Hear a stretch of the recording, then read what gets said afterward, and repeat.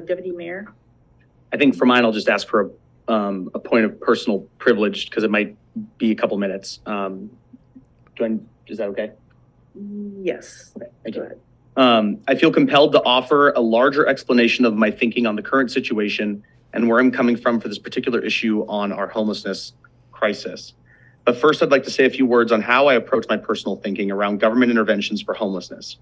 Like many, I've had family members experience homelessness, and my family housed those folks right here in Burien while they sought employment and help. Throughout my time in college and grad school, I volunteered at nonprofits that did homeless outreach and meal providing, of course, all guided by my personal faith. Additionally, during the pandemic, I joined AmeriCorps emergency response team to deliver meals to the lowest income families and seniors in our community. And up to now, I volunteered with St. Vincent de Paul, preparing meals, raising funds, and giving folks rental assistance, mattresses, and utility assistance. I'm in no way naive or confused about the situation our society finds itself in on a larger scale. I have an obligation to the population of the city of Burien as a whole and a fiduciary and legal responsibility to the government. My loyalty, therefore, is to ensure decisions I make are made with that entity in mind. This specific problem has become overtly political instead of inspiring collaboration and pragmatic solutions. It's an emotionally charged issue, it should be, except when we start accusing each other of deception, lies, and all-around indecency. The fact is, our situation in Burien changed when the campers here were moved by Councilmember Moore and Planning Commission Chair Charles Schaefer on their own without city approval, staff, or service entities assisting individuals to camp on city-owned property that is not a park. There was no plan in place for the individuals now camping there because their placement there was not coordinated by the city staff or approved by this governing body. Now the city is optioning that property to lease, as is the city government's right to do with property it owns. For this particular issue, there are a lot of layers. First, we of course have the Martin versus Boise case, which requires there be shelter available to be offered to individuals before governments can ask them to leave property. Second, the county government is no longer involved in homelessness services. Instead, the King County Homelessness Authority is a quasi-government agency tasked with this homelessness coordination.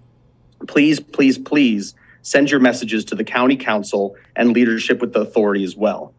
Simply put, our region does not have enough shelter beds, rapid rehousing options, short-term housing, public low-income housing, mental health facilities, or drug rehabilitation centers to accommodate the needs of everybody on our streets. Governments need to permit and build more with providers to do that kind of work. There are short-term and long-term needs here. The short-term needs are being met by service providers, churches, and those willing to individually help folks navigate the homelessness system.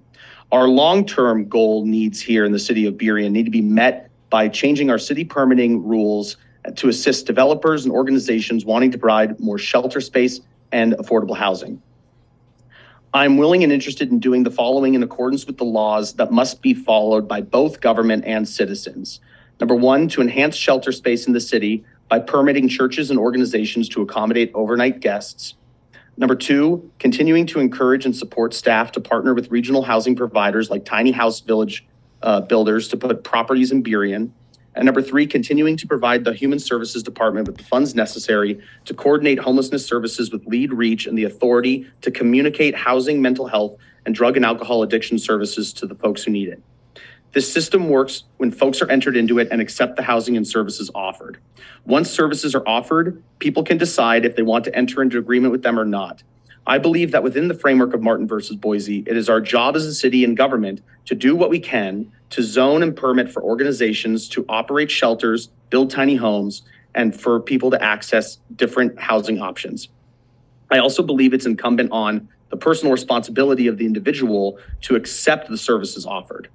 For us in Burien and other South King County cities, if they don't, cities have the ability under the law to encourage those individuals to find services that fit their needs where those services are provided. I'm holding on to my faith in our ability to work together, but right now it's really trying. I'm disappointed and discouraged by comments made from my fellow council members and people in the community. Nothing is solved by taking to social media to deprave each other or those on the streets. We as a council are accountable to the voters of Burien who have put their trust in us to make wise, considerate, pragmatic, responsible decisions with the public's money, land, and resources.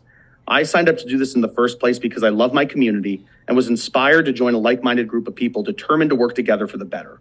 It's been difficult for us to do this positively and collaboratively, but it's time we start acting more like adults and focus on keeping each other accountable for our words and actions, as well as successes and failures, because ultimately, we're only here because the voters have put their trust in us to do so.